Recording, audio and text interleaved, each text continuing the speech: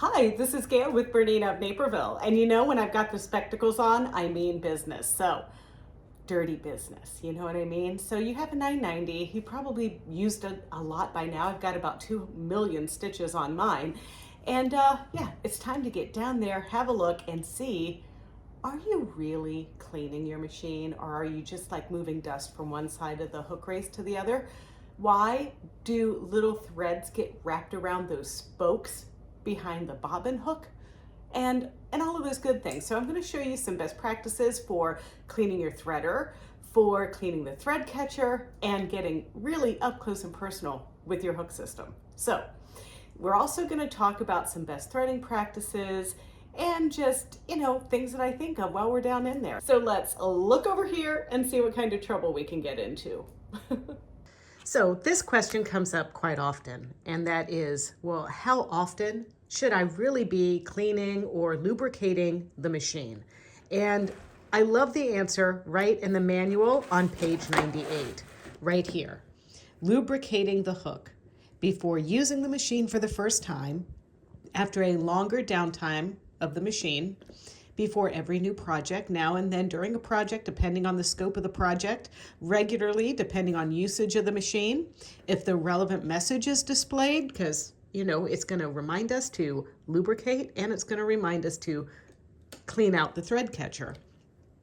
And then in case of unusual noises in the bobbin area. And I have to tell you, I might be one of the folks who is not guilty of doing this enough, because I just don't realize how much wear and tear I'm putting on my machine because I'm embroidering for long periods of time, or because I just, you know, I get so involved with sewing, and then after the machine gets a little noisy, you might not hear that it's noisy until you sew on something that's really quiet. So we need to kind of exercise these good habits when it comes time to lubricating our machine.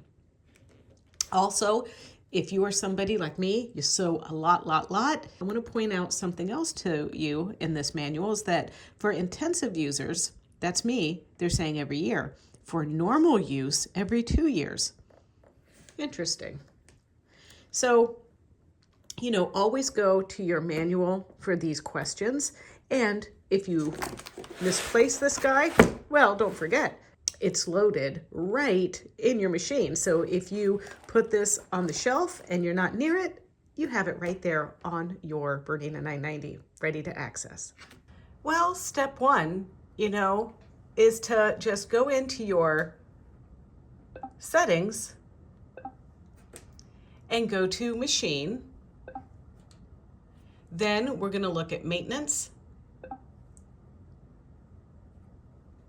I might have lied to you.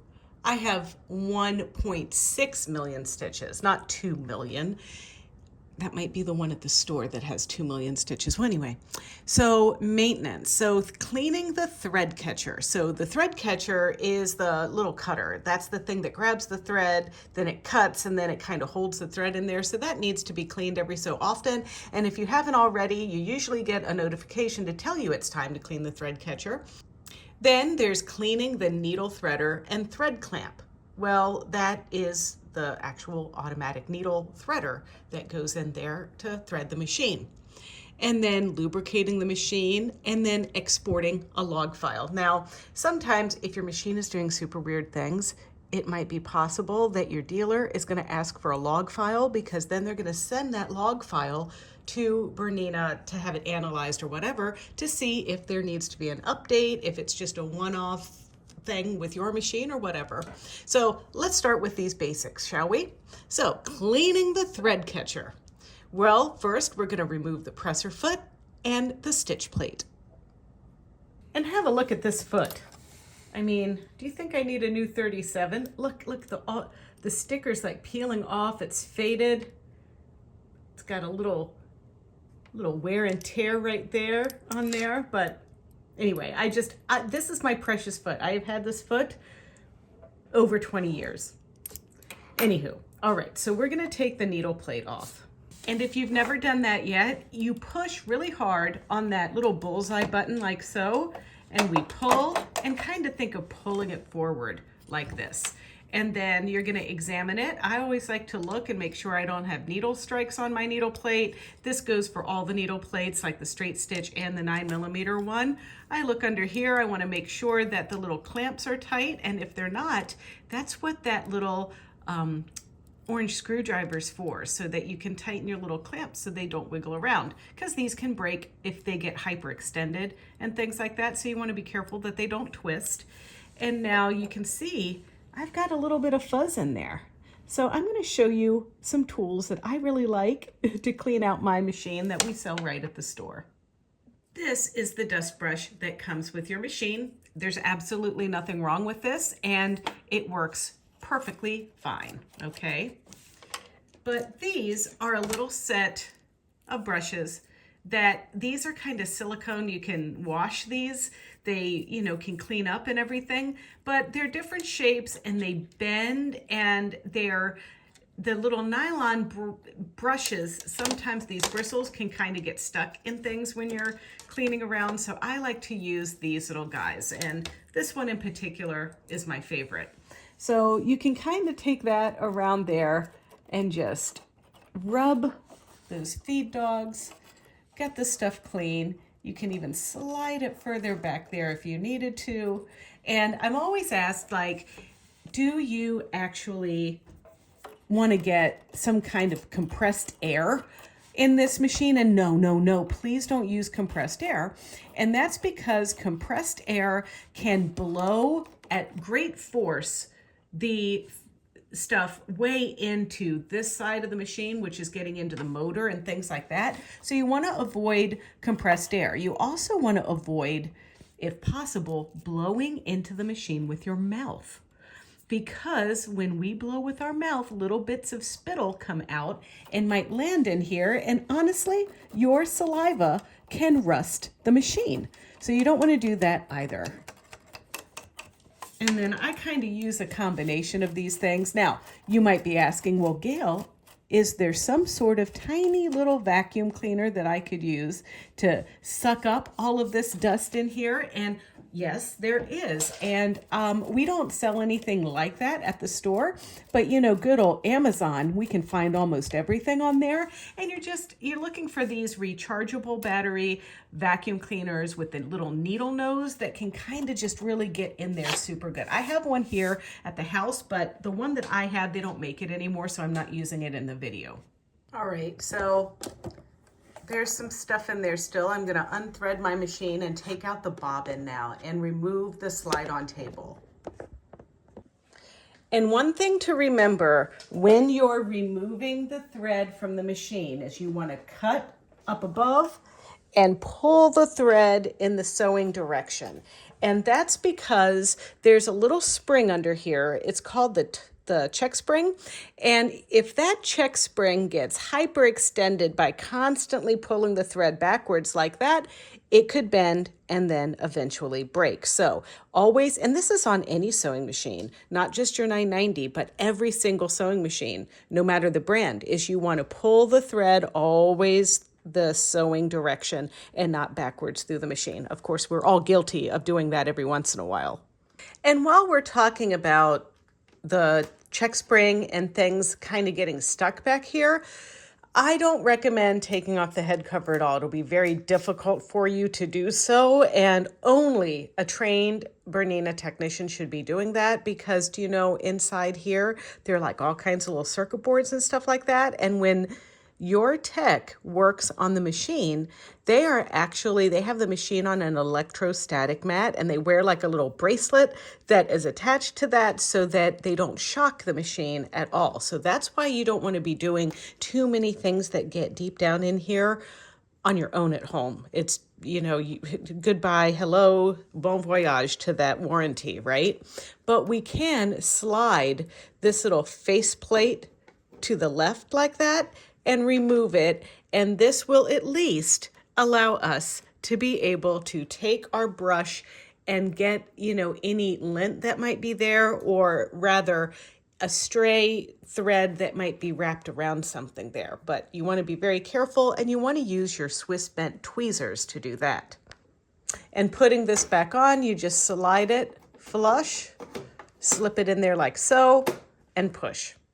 Okay, so now let's take off the expansion table. If you happen to have your legs down, of course you want to lift those up. You want to push the button and you want to slide this to the left. And it might not be a bad idea to give that a little bit of a cleaning. And then we're going to open the bobbin area. And you can see, oh, I've got a little bit of dust hanging out there. We want to clean that. So now I'm going to take out the bobbin case. And I'm going to pop out the hook. Just by pressing that clamp over there on the side like that. And this is the hook.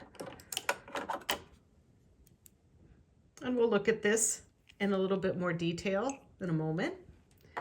But now I'm going to grab either my little nylon brush and then get in here. Now, I do want you to be mindful that this is the same hook that's in your 7 series, your 790 Pro, a 4 series, and all of that. And I made a video a while back where I actually went into my 790 Plus that was at home, and I found all kinds of buried treasure in there. And what I mean by that is back here behind the ridge, there's a black piece and then there's the chrome piece. Back in here, sometimes fuzz and lint will compact back there, right in here, and it'll just get stuck back there, and you can pull out all kinds of buried treasures, right? Now, my machine is fairly clean, but that will make a huge difference in the way your machine sews. It'll also make it really, really noisy. Another thing that you might have noticed already, and I'll talk about how this happens, but sometimes thread gets wrapped around these two little pieces just there, and it can cause a lot of bad stitches, frayed thread, skip stitches, noise, all of those things, because whenever debris of any kind, like think about the width of thread, gets back there, it's going to be pushing this hook like a fraction of a millimeter forward, right? And what happens is when that needle needs to clear that area in just the right spot, moving that guy forwards a little bit can make the needle get too close to this sharp guy, and then it cuts your thread right at the needle, or your needle gets too close and your needle scratches the hook. So making sure that this is always clean back here is a really good way to maintain the longevity of your machine. Now, of course, this hook is all metal, and it can, little scratches, little things like that can be buffed out with the right tools at your Bernina Technicians Service Center, right? But this is something that we can do to prevent him or her having to do that. So you clean down here, and I'm using my fingers too. You can use my little piece here. Now on the Bernina 990, we have a bobbin sensor down here, and we want to make sure that that bobbin sensor is cleaned off, but we also want to make sure that that guy right there is cleaned off, because that's your Bernina integrated stitch regulator right there. So we want to make sure that guy's happy, right? Okay, so I removed all of this stuff and I've just kind of dusted and cleaned. But we have to go back to our first instructions on cleaning the thread cutter. I need to remove my needle, and then I'm just going to screw the little screw back in place so it doesn't wiggle out too much. And then we're going to press our thread cutter right here. And then you see that it's moved out of the way, this thread catcher. It moved it from sitting back here to sitting here. And now with my needle down, I can also see that I have a little bit of fuzz on the top of that. And you want to clean that off because we don't want any icky fuzz to drop down onto our precious work, right? So now I'm cleaning out, and this is where I like to use the nylon brush. And I want to make sure I don't get any of those thread clippings that kind of can hang out under there. So we're just gonna dust out a little bit more there. Okay, now I'm going to press the cutter button again to retract it back this way. See how it moved? All right, so now the thread catcher is clean. But you know, I want to tell you something. I mentioned this in another cleaning video that I did, is that I one time watched a segment where Martha Stewart was telling everybody how to clean their house. And she always says that you want to start from the top down because the dust settles as it goes down, right? Well, just cleaning that thread catcher, I noticed that I had some more fuzzy wuzzies that wanted to hang out down here. So that's why we want to clean the thread catcher first, because we start from the top and we go down into the hook. All right, so we've done this. I'm not going to put my needle plate on or anything quite yet, but I'm going to go to cleaning the needle threader and thread clamp. So I've removed the needle, and then we're going to press the automatic needle threader button. Then we're going to carefully remove any thread remnants in the thread clamp and on the thread hook using a brush and tweezers. And then we're going to press the automatic needle threader again so that it puts it back into the right spot. And if you've never watched these videos on your machine, they're pretty cool. And as they're playing, we can touch it and even expand it full size here. And this is exactly what we're going to do. And they have their nylon brush and their little Swiss bent tweezers. Okay. And then once you don't want to watch it anymore, you can just reduce the size of it there. Press pause if you like. And now I'm pressing my automatic threader button. There it comes.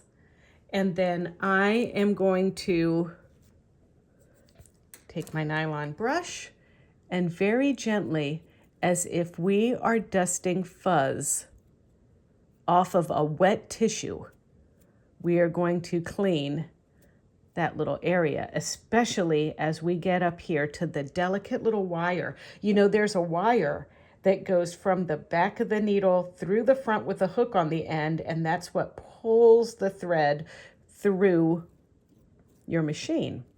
Well, we want to do this very carefully without getting anything in that, getting that wire stuck in our brushes or anything like that. It looks pretty clean to me.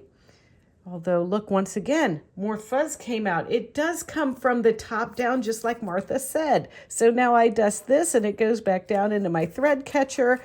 Oh my goodness. And I know what you're thinking. Gayle, you're horrible at cleaning a machine. You're right. I'm not much better at cleaning the house. All right, so that's that. Once we're done with it, we're going to press the button again, and it will put it back in its seated position there.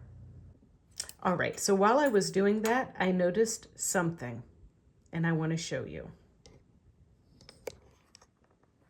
It's down here.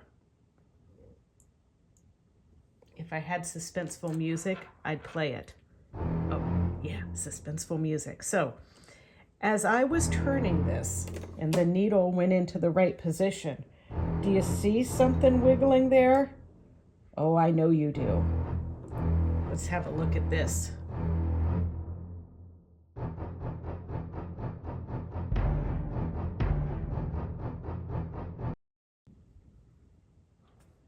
There it is. That was hiding back there. I thought I had cleaned it. I didn't plan this, I swear.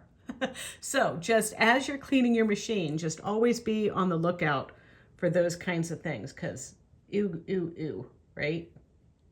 Looks like some kind of like insect egg. It's just fuzz. All right, so now that we've cleaned the threader and the thread clamp and all of those things, we're going to lubricate the machine. And there's some instructions and there's a video on doing that. And just like the other video, you can press play. We can touch it and expand the screen so you can really see what's happening there. And we're going to do just the same thing.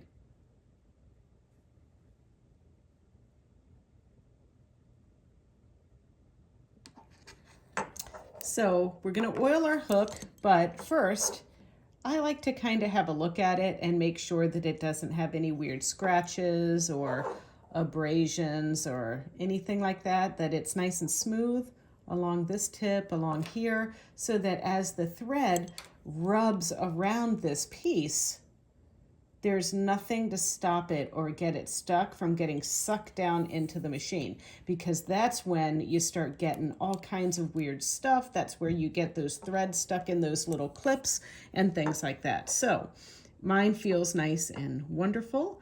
And you saw in the video that they oil 1 drop here, 1 drop here, and 1 drop right here, like that. Now, after we've oiled, it's time to put our hook back in. And I am sure that you have struggled to do this potentially, right? And there is a magnet, and see how there's a little hole like this? Well, the bobbin hook, which is the little hook, is supposed to go in with the opening kind of at the top like that. So that essentially means that this hole should line up with a hole in the bobbin area. And you can see I've been turning my hand wheel a little bit. So now that hook that should be down here when I put my hook in is in the wrong spot. So this is where I will use my needle up down button. And in order to do that, I'm going to get out of this mode and just go to sewing mode. And I'm going to press the needle up down button. And now my needle is in the highest position. And my hook got wiggled around there, or the housing for the hook got wiggled around into the right spot. So now, rather than trying to do like this 2-finger thing and my chubby little hand can't put it in there correctly, right?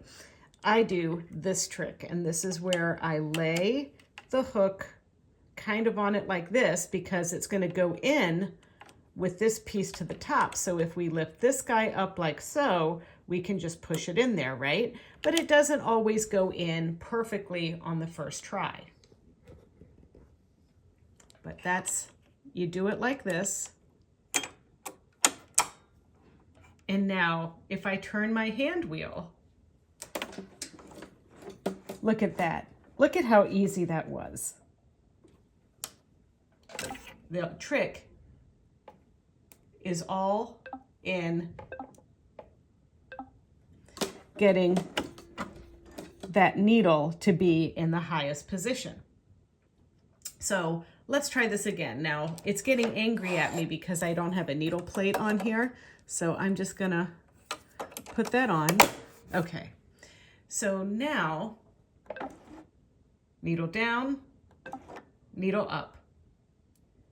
Now I'm going to show you how to do that again. If you don't get it seated just right down in this area, there's still hope. So let's sit it like this. And then I'm going to turn my hand wheel as I have my thumb on this. I'm going to just gently rock the hand wheel away from me. And now that sit it nicely in there. Now, if you put this in and your machine doesn't turn at all, you probably put the hook in upside down. So you need to revisit how you have that needle up or needle down. But this is just a really quick way to put that back in there. Now, as we prepare to get our machine back together, it's probably time for a new needle.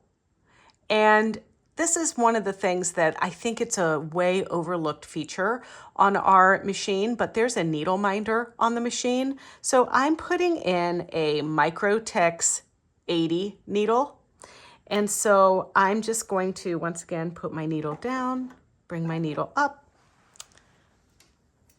and I'm going to put that right in there, use my Torx screw driver. And remember, the needles can only go in one way. That's the flat piece to the back, right?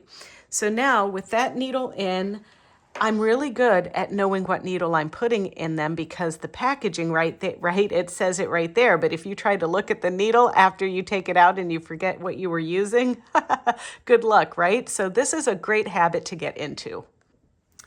Go to your needle and needle plate button and touch that. Then we're going to touch this button right here. It's a needle with a little string around it, like a little reminder.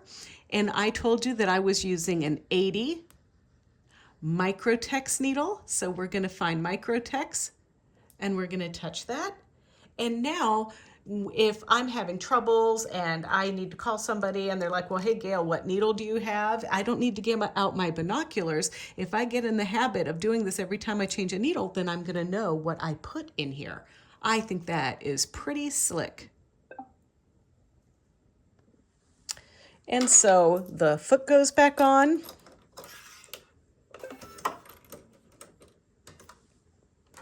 The bobbin case goes in. And let's thread. Now I've got a little collection of threads here. Of course, there's isocord. This is what we use for embroidery. And then I like the Mettler Silk Finish for piecing. I also like the, thicker 40 weight Mettler thread for some embellishing sometimes.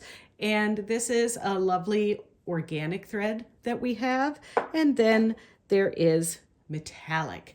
And just depending on the different ways that the spools are wound and things like that depends on how the thread goes on or how you might need to troubleshoot putting it on in different ways, right? So in the normal world, thread that is stack wound, like our metallic thread and like this organic thread, needs to go on a vertical spool pin and spin like this off of the thread, right? And while threads that are cross wound, like these, go on the machine and come off like this. And we do have a horizontal spool pin and 3 vertical pins. Now, in general, the way that this thread comes off the machine with these vertical spool pins, I have never had any problems putting anything on vertically. So let's have a look at best practices here. Here is a kind of like a bobbin fill that I like to use. This is 60 weight Mettler thread. It's a cotton, but it's really good for bobbin when you're embroidering and things like that. And then here I have some Aurifil. Now, in general, we reserve this one for bobbin winding because you can put your thread here, we go up to the corresponding telescopic thread stand here, right? And then we have this notch right here on the machine. This goes here, we wind our bobbin, we put our bobbin on, and it can only go on one way. And then we wrap, cut, and wind. Now, a benefit of this is if we had 2 spools of this, we could feed one this way through this guide and through the needle, and then have another thread here that gets separated over here and winds without accidentally getting all tangled together, right? So then you pop your bobbin off, cut, and then we load it, whatever. And so in this scenario, I'm gonna just move my thread over to this spool, and if I'm on the right spool, then I'm going to take my thread up to these 2 spool supports here. If my thread is here, I'm going to take my thread up to this one. And then in the case that you actually may want to put your thread on horizontally, that's what these spool caps are for here. You've got small, large, and medium. And I did make a video where I talk about the best practices for using these, so if you wouldn't mind, hop on over and have a look at that one. I use a Bernina 770 in that video, but it totally applies to your 990.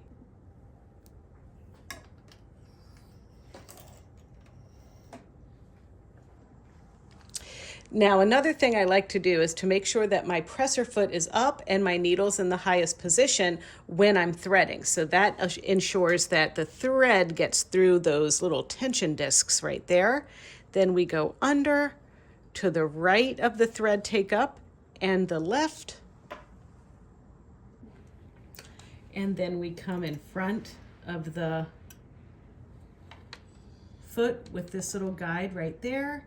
And then we come to this guide, and now we're going to thread the thread presenter, which is right here. Now, sometimes I need to make sure I really get it in there, but I put it through those little lips, and then I'm coming straight up to the thread cutter, pulling, and then cutting down, like so. And then I press my threader.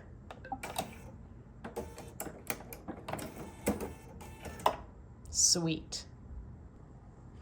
Now, if for some reason the needle threader doesn't quite do it, right?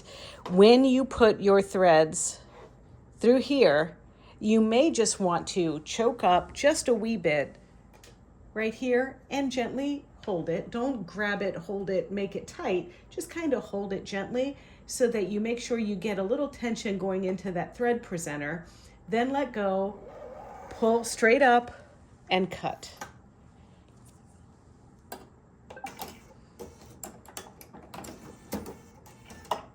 Ta-da.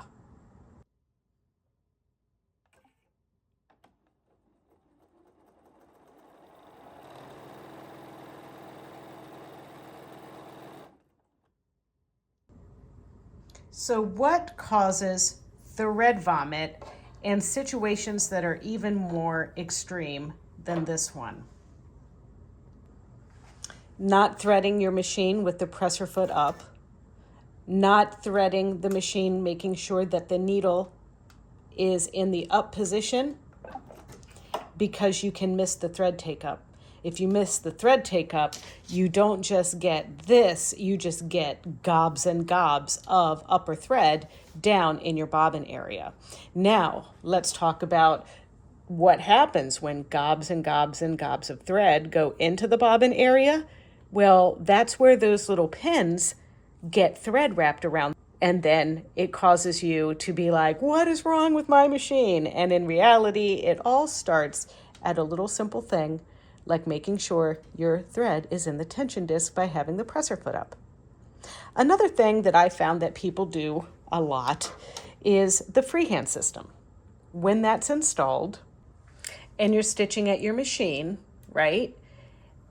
And your knee is resting right on it while you're sewing. Well, the freehand system temporarily raises the presser foot while your knee is on it. So if you are in this limbo of like, you know, just kind of resting on the presser foot like that while you're sewing and you don't really mean to, well, then you're putting no tension at all on your thread and you're going to get some angry thread getting stuck under your needle plate. And then eventually into the bobbin area where it creates threads that stick on those little pokey things that hold in the hook, and then fuzz collects behind the thing, and then you got a mess. And you might not be able to see this very well, but you can see the little tension disc squeeze. See that? As we lower and lift the presser foot, that little wire is part, like that little guard right there, right, is in the tension disc area. So when the foot goes down, your tension discs have engaged, and when it comes up, that area loosens up a little bit. All right, what do you think? Have you really been cleaning your machine? Probably not, right?